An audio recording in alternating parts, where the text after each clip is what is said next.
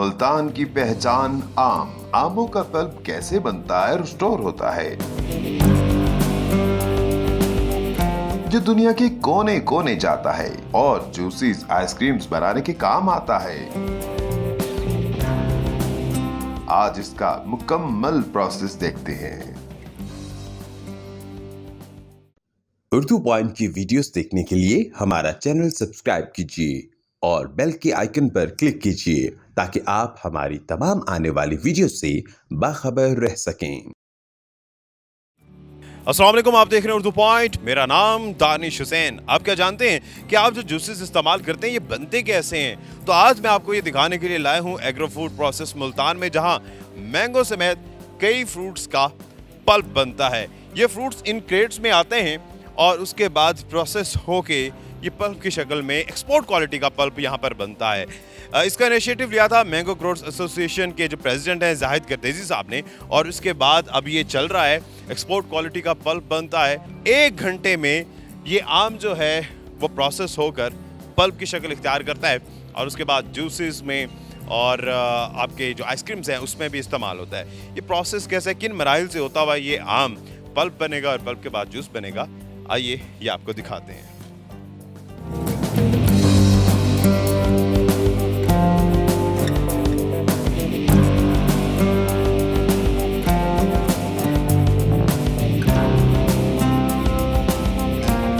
जी, तो इस वक्त प्लांट मैनेजर बासिर शाह साहब हमारे साथ ही मौजूद हैं। ये तमाम तर स्टेप्स बताएंगे कि किस तरह से आम आता है और उसके बाद उसका गूदा या पल्प बनता है। सबसे पहला स्टेप तो हमने देखा कि क्रेट्स में आम आए और उसके बाद यहाँ पर ये पहला स्टेप हम कह सकते हैं। बासिर शाह साहब, आज आपने सारा प्रोसेस बताना है।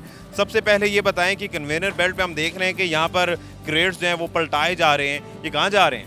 ये हमारे पास जो मैंगो आता है वो तकरीबन पूरे पाकिस्तान से आता है।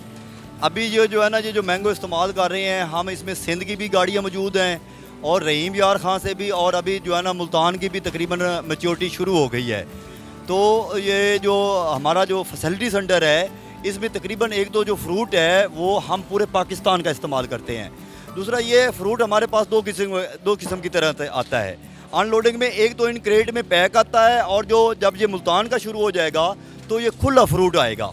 और खुला फ्रूट आने के बाद जैसे आपने वो क्रेट देखे हैं वो क्रेट में पैक होना शुरू हो जाएगा। वो जो रहीम यार खां जो आपने क्रेट में माल देखा है, प्लास्टिक के जो क्रेट पड़े हुए थे, वो रहीम यार खां से खुला आया और यहाँ पे ओपन उसकी पैकिंग हुई है। पैक होने के बाद जो है ना, ये तकरीबन जो है ना हमारे पास 32,000 स्क्वायर फुट का शेड है।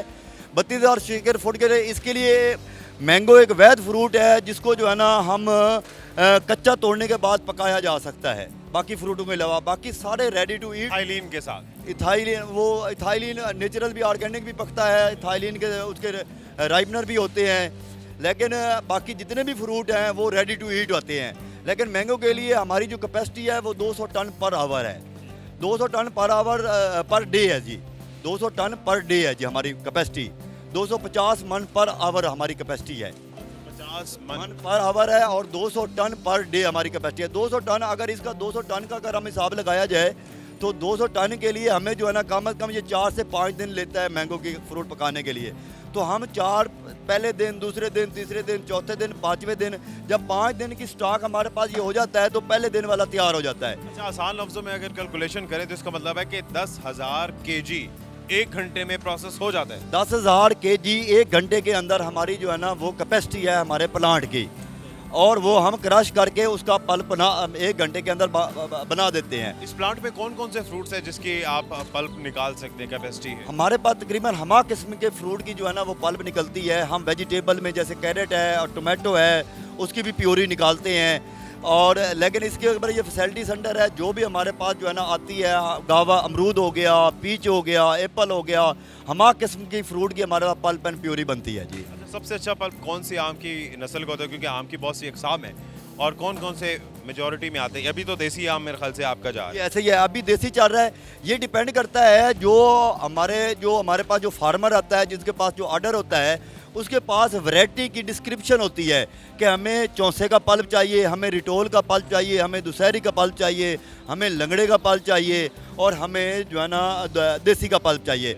ये 4-5 जो वैरायटी मैंने बताई हैं, इनका हम अलग-अलग वैरायटी वाइज पल्प जो है ना सेपरेट बिल्कुल वैरायटी की तरह निकालते हैं। उसमें कोई मिक्सिंग नहीं होती किसी दूसरे फ्रूट की। ये प्योरली ऑर्गेनिक है ये। और इसमें जो है ना जब ये फ्रूट तैयार हो जाता है, फ्रूट तैयार होने के बाद जो है ना हमारी लेबर होती है, वो उसको वहाँ से उठा के यहाँ पे जो है ना फीड करती है। ये हमारे पास जितनी भी कन्वेयरें हैं, ये फीडिंग कन्वेयरें हैं। इनके अंदर कच्चा आम भी होगा, इसके अंदर गला हुआ आम भी होगा। लेकिन हमारे अगर जो है ना पूरे सिस्टम है, पूरा स्टेप्स हैं, जिसके अंदर कच्चा और गला हुआ दाना सारे के सारे निकल जाता है। एक दाना भी गला हुआ क्रशिंग सेक्शन के अंदर नहीं जाता। क्योंकि मैं यहाँ पर देख रहा हूँ कि कुछ गले सड़े हुए भी हैं, अखबारें और जो क्रेट्स की जो चीज़ें हैं टूटी फूटी, वो भी साथ जा रही हैं। लेकिन आगे जाके ये सारी प्रोसेस जब ये कटाई होती है, वहाँ पे कुछ आम डैमेज हो जाता है, लेकिन पैकिंग जब ये आम सब्ज़ होता है, सब्ज़ आम के अंदर आप नहीं कर सकते कि ये गल गया है या ये कच्चा है, ये कैसा है। जब ये पक जाता है, जहाँ पे इसकी अगर चोट लगी हुई गई, वहाँ से ये गल जाएगा। जब ये गला हुआ जहाँ पे जब फीड हो रहा है तो उसमें दोनों आम होंगे, कच्चा भी होगा, गला हुआ भी होगा, लेकिन आगे जो है ना ये सारी की सारी सॉर्टिंग हो जाएगी। सॉर्टिंग की तरफ अब चलते हैं, आगे देखते हैं क्या स्टेप है। आइए मेरे साथ। अच्छा शाह साहब, यहाँ पर मेरे ख्याल से सॉर्टिंग हो रही है, जो गले सड़े हुए हैं या ख़राब आम है उनको निकाला जा रहा है। जैसे आपने फीडिंग में देखा था कि उसमें जो पेटी वो डाल रहे थे, उसमें कच्चा भी था और गला हुआ भी था। अब हमारे पास ये पहला स्टेप है, इसके अंदर ये जो कि ये कच्चा बाहर निकल रहा है और ये गला हुआ जो है ना अलग हो रहा है। और ये गला हुआ और जो कच्चा है ना, ये फूड जो पल्प बन रही है उसकी क्वालिटी को हम मेंटेन करने के लिए हमारा इथिक, ये कोई जितनी भी पल्प बनती है ये आगे इंसान इसको कंज्यूम करेंगे। इंसान कंज्यूम करने के लिए ये हमारा इथिक ये होना चाहिए कि ये किसी इंसान ने जाके कंज्यूम करना है। अगर इसका कोई जूस बनेगा, ये जो पल्प मैं बना रहा हूँ, तो वो जूस का डब्बा या बोतल जो है ना वो मेरा बच्चा भी पी सकता है। आप इस एथिक्स के थ्रू चल रहे हैं। इस इथिक से चल रहे हैं कि यही पल्प जो मेरे पास बनी है, ये आगे वही जूस मेरे बच्चे के पास दे रहा है। इसकी क्वालिटी जितने भी पैरामीटर हैं या फूड सेफ्टी की जो पैरामीटर हैं, उसको मैंने 100% मेंटेन करनी है। अच्छा, ये जो कच्चे आम जिस तरह से आपने भी बताया, ये कच्चे आप अलग कर रहे हैं, ये क्या वापस जाते हैं रिप्रोसेस? ये दोबारा ये पैक हो रहा है और ये दोबारा जो है ना ये रीराइप होकर दोबारा फिर कन्वेयर पे चलेगा, ये ज़ाया नहीं हो रहा जी। 10 टन अगर आम आता है तो उसमें से जो पल्प बनता है वो कितने टन होता है, या कितना इसमें से ज़ाया हो जाता है, निकल जाता है? पल्प के अंदर सिर्फ रिकवरी जो एक एस्टिमेट की जाती है वो 50% की रिकवरी की जाती है, लेकिन जो देसी की रिकवरी है वो 45% तक होती है। इसका आम छोटा होता है, गुठली बड़ी होती है। लेकिन जैसे चौसा है, दुशहरी है, फजरी है या सिंदड़ी है, तो वो 55 से 65% तक भी रिकवरी जाता है। आम के साइज़ और गुठली के साइज़ के ऊपर डिपेंड करता है रिकवरी को। चले, ये हमने सफाई और छांटी देखी, अंदर भी सफाई होनी है। 3-3, 4-4 दफ़ा तो प्लांट के अंदर वॉश भी हो रहा है ये आम, और उसके बाद इसका पल्प बन रहा है। अंदर चलते हैं, अंदर जाके लोगों को दिखाते हैं अंदर क्या हो रहा है। ये जनाब, हम प्लांट में तो दाखिल हो गए हैं, लेकिन पहले मुझे मेरे ख्याल से सेफ्टी मेजर्स भी करनी है। कैप पहनते हैं और उसके बाद अंदर जाते हैं।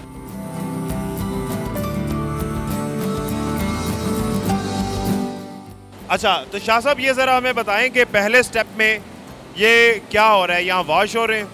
अब जो हमारी पहले आपने बाहर देखा है फीडिंग हो रही है और फर्स्ट स्टार्टिंग हो रही है। अब उसके बाद हमारा प्रोसेस है, ये वॉशिंग हो रही है। ये पानी के साथ जो है ना जो फ्री डस्ट होगी वो यहाँ पे रिमूव हो रही है। इसमें एयर मौजूद है और पानी है, ये रोल कर रहा है और फ्री डस्ट इसके अंदर रिमूव हो रही है। और आगे जो है ना स्कार्ब राइट टाइप जो है ना इसकी रगड़ करके जो चिपकी हुई कंटेमिनेशन होगी वो आगे ब्रश वॉशर है उसके अंदर रिमूव हो जाती है जी। चले वो ब्रश वॉशर देखते हैं कि वो कैसे काम करता है। हमारे पास आप देखें ये एलिवेटर लगा हुआ है, इसके ऊपर आपको कोई एक दाना कच्चा या गला हुआ नज़र नहीं आएगा। और क्योंकि स्टार्टिंग हो रही है, हम ये स्टेप हमने खुद ही क्रिएट किया हुआ है। एलिवेटर के ऊपर जो दूसरे प्लांट हैं वहाँ पे बंदे नहीं खड़े होते, लेकिन हमने अपनी क्वालिटी को और अपनी हाइजीन को मेंटेन करने के लिए आपने सॉर्टिंग का एक स्टेप ऐड कर दिया है। और ये हमारे पास ब्रश वॉशर है।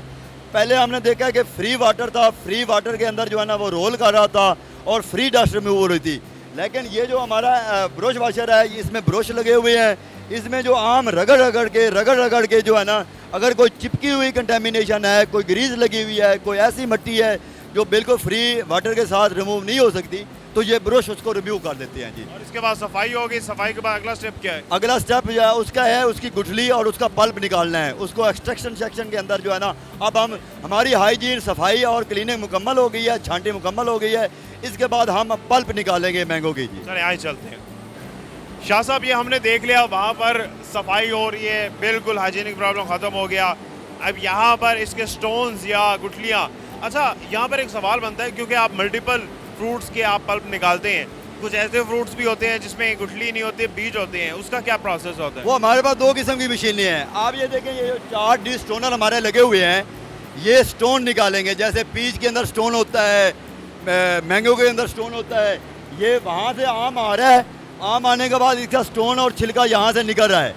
और जो इसका क्रूड पल्प है जिसके अंदर फाइबर भी होगा, थोड़ा सा छिलका भी कटा हुआ होगा, क्योंकि ये क्रशिंग कर रहे हैं और वो नीचे जाके रिफाइनिंग सिस्टम आ गया है। लेकिन इसका गुठली का और तकरीबन 80% गुठली और छिलका जो है ना यहाँ पे एक्सट्रैक्ट हो जाता है। और हमारे पास ये दूसरी मशीन है जिसके अंदर, जैसे जिसकी आपने बात की है कि छोटे सीड होते हैं, जैसे एप्पल है, गावा, अमरूद है, टोमेटो है या कैरेट है, तो उसके लिए ये चॉपर है, चॉपर मशीन है। चॉपर मशीन जो है ना ये चॉप कर देती है। चॉप होने के बाद जो है ना वो उसको गर्म किया जाता है। उसके बाद आगे जैसे ये क्रूड पल्प को रिफाइन करेगा, वहाँ से उसका सीड और उसकी रिफाइन हो जाएगी जी। आगे जो मशीन है जो रिफाइनर होगी। चलिए आगे रिफाइनर देखते हैं वो कैसे काम करता है। अब ये कौन सा स्टेप है? ये प्योर पल्प है या अब इसकी मजीद कोई रिफाइनरी होगी? वहाँ हमने पल्प को एक्सट्रैक्ट कर लिया और उसमें छिलका और फाइबर मौजूद होगा। ये हमारे पास रिफाइनर मौजूद हैं। रिफाइनर के अंदर जो है ना, पहले वहाँ पे जो सीव साइज़ होता है वो 20 mm है।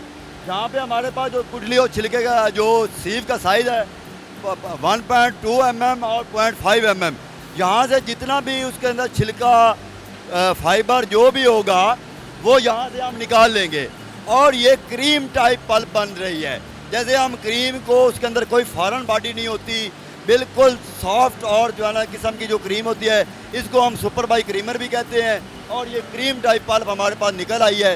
ये आप देखेंगे जो है ना, ये पल्प के अंदर किसी किस्म की कोई जो है ना, ये बिल्कुल ये रेडी टू यूज़ पल्प है। और ये मेरे ख्याल से अभी आपने ओपन किया, वरना ये भी कवर्ड रहता ये है। कवर रहता है ये अभी हम आपको दिखाने के लिए इसको कवर किया है जी। बिल्कुल। अब इसको इसी तरह से जाएगा, ये इसका टेम्परेचर भी बदला जाता है? नहीं, इसके आगे इसका प्रोसेस है। शाह साहब, अब हम बता रहे हैं पैकिंग प्रोसेस। 2 तरह की पैकिंग होती है। ये आपने देखा, पहले जो है ना फ्रूट की हाइजीन सॉर्टिंग हो गई, फिर पल्प की एक्सट्रैक्शन हो गई, फिर पल्प की जो है ना पास्चुराइजेशन, उसकी प्रिजर्वेशन हो गई। अब आगे हमारे पास 2 किस्म की पल्प की पैकिंग होती है। एक हमारे पास होती है प्रिजर्व पल्प। प्रिजर्व पल्प जो है ना वो देखें ओपन फिलिंग के अंदर हो रही है। और दूसरी हमारे पास होती है एसेप्टिक पैकिंग। एसेप्टिक पैकिंग ये एक्सपोर्ट क्वालिटी होती है, ये एयर टाइट होती है, इसमें किसी किस्म का कोई प्रिजर्वेटिव नहीं होता। अब ये जो है ना बगैर प्रिजर्वेटिव के एसेप्टिक है, ये बैग खुद मशीन खोलेगी खुद। ये बैग भी एयर टाइट होता है, स्टीलाइज बैग होता है, स्टीलाइज सिस्टम होता है। इम्पोर्टेड बैग है? ये इम्पोर्टेड बैग है। इटली से आते हैं, चाइना से आते हैं और यूएस से जो है ना आते हैं, यूएसए से। ये हमारे जो इम्पोर्टर होते हैं। अब ये देखें, ये बैग के अंदर जो है ना ये पल्प जो है ना ये एक्सपोर्ट क्वालिटी की बन रही है। और ये जो है ना जो प्रिजर्व पल्प है ये लोकल क्वालिटी बनती है। लेकिन आम की क्वालिटी आपने देखा है, पल्प के अंदर कोई जो है ना गला हुआ या कच्चा फ्रूट नहीं था, सिर्फ जो है ना केमिकल। इस एसेप्टिक पैकेज में प्रिजर्वेटिव नहीं होता और प्रिजर्व पल्प में अंदर प्रिजर्वेटिव मौजूद होते हैं। बाकी पीछे आम की पल्प की क्वालिटी सेम ही होती है। अच्छा शाह साहब, ये बताएं इन दोनों में फ़र्क क्यों है? जो आपने एक्सपोर्ट क्वालिटी जो सामने हम देख भी रहे हैं कि ये बड़ा एयर टाइट है, इसमें कोई ह्यूमन इंट्रैक्शन भी नहीं है उस तरह का, लेकिन जो बाएं जाने पे अगर हम सामने देख सकें उसमें प्रिजर्वेटिव भी डला हुआ है और इसकी पैकिंग जो है वो उसमें ऑक्सीजन भी जा रही है। जाहिर है, ये फ़र्क क्यों है? इसका क्या मतलब है? इसमें इसका फ़र्क ये है कि देखें वो हो रही है ओपन फिलिंग। हमने वहाँ पे 110 डिग्री पे गर्म किया, उसको कूल किया, उसको थर्माशाह करके माइक्रोबायोलॉजी उसकी किल कर दी। लेकिन जब ये ओपन फिलिंग हो रही है तो एयर के अंदर माइक्रो मौजूद है, यीस्ट एंड मोल्ड भी मौजूद है, बैक्टीरिया भी मौजूद है, वो दोबारा इन हो रहा है। लेकिन उसमें प्रिजर्वेटिव डला हुआ है तो वो उसको बचा रहा है, वो सेफ रहेगा। लेकिन ये जो एसेप्टिक पैकिंग है इसमें किसी किस्म का कोई प्रिजर्वेटिव नहीं होता। ये इसको बैग या हमारा प्रोसेस ही बचाता है। अगर इसके अंदर कोई पिन होल हुआ, अगर एयर दोबारा रिकंटेमिनेट हो गई, माइक्रोब दोबारा चले गए तो ये फर्मेंट हो जाएगा। 24 घंटे के अंदर जो है ना पल्प ख़राब हो जाएगी और फर्मेंट हो जाएगा ये। बासित शाह साहब, ये तो हम गर्मी से फौरन ठंडे माहौल में आ गए हैं। कोल्ड स्टोरेज है, कितना टेम्परेचर मेंटेन करना पड़ता है यहाँ ये पर? टेम्परेचर यहाँ से जो है ना 4 से 8 डिग्री के दरमियान हम मेंटेन करते हैं, क्योंकि जो प्रिजर्व पल्प बन रही है उसकी रिक्वायरमेंट है कि 10 डिग्री सेंटीग्रेड से नीचे टेम्परेचर होना चाहिए। एसेप्टिक पल्प जो हमने देखी है, जो एक्सपोर्ट क्वालिटी की या जो एयर टाइट जो पल्प हम बना रहे हैं, एसेप्टिक जिसको हम बोलते हैं, उसके लिए वैसे रूम टेम्परेचर कहा जाता है, लेकिन रूम टेम्परेचर जो है ना वो यूरोपियन ने अपनी 1 डिग्री बनाई हुई है, वहाँ पे होता है उनका 15 से 20 डिग्री सेंटीग्रेड, लेकिन पाकिस्तान में तो 48 डिग्री सेंटीग्रेड भी चले जाता है। तो इसलिए कोल्ड स्टोर चेन जो है ना बड़ी ज़रूरी है पल्प को मेंटेन करें। उसमें यह है कि पल्प फर्मेंट नहीं होगी, लेकिन पल्प का कलर डिस्कलर हो जाएगा जब हीट के ऊपर कोई चीज़ पड़ी होगी जो उसकी रिक्वायरमेंट से ज़्यादा जो है ना अगर टेम्परेचर आप देंगे तो उसका डिस्कलरेशन उसकी हो जाती है जी पल्प की। हमारे पास इंटरनेशनल और नेशनल लेवल के सब टेस्टिंग हमारे पास लैब मौजूद है। लैब की जो है ना वो इंशाल्लाह जो है ना आपके पास जो है ना वो उसको आप देख सकते हैं। No doubt state of the art ये सारा प्लांट बना हुआ है और एक्सपोर्ट क्वालिटी का है, चीज़ें बहुत अच्छी हैं, लेकिन बहैसियत प्लांट मैनेजर आप क्या समझते हैं कि कोई ऐसी कमी रह गई हो जिसको किया जाए तो उससे मजीद एडवांसमेंट आ सकती है? हमारे प्लांट के ऊपर जो है ना तकरीबन ये प्लांट सिर्फ पल्प एंड प्योरी के लिए लगा है।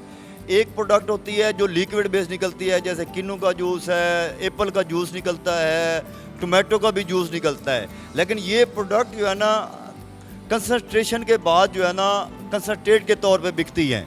हमारे पास एक तो एवेपोरेटर नहीं है, अगर वो ऐड कर दिया जाए तो फार्मर के लिए, फार्मर का जो टोमेटो है या एप्पल है वो यहाँ पे प्रोडक्ट बनाई जा सकती है।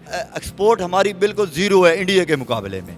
इंडिया जो है ना तकरीबन 90% पल्प जो एक्सपोर्ट होती है वो इंडियन होती है, लेकिन हमारे यहाँ जो है ना एक्सपोर्ट के ऊपर जो एक्सपोर्ट ब्यूरो है या दूसरी जितनी भी हमारे जो एक्सपोर्ट के आएंगे, अगर उसके ऊपर थोड़ी सी काविश करें, पल्प हमारी अगर एक्सपोर्ट होने शुरू हो जाए तो एक तो रेवेन्यू बहुत ज़्यादा हो जाएगा। बहुत शुक्रिया बासित शाह साहब हमारे साथ मौजूद थे, तमाम तर प्लांट की चीज़ें विजिट कराई और यकीनी तौर पर हम सब के लिए काबिल फ़ख्र है कि मेड इन पाकिस्तान है और मुल्तान में स्टेट ऑफ द आर्ट ये पल्प का प्लांट है और इसी पल्प को फिर वेंडर लेकर जाता है, जूसेस बनते हैं और वो आप और हम पीते हैं। इसी के साथ ही अपने मेज़बान दानिश हुसैन को इजाज़त दीजिए। एक नई वीडियो के साथ वापस आएंगे। अल्लाह ने के बाद।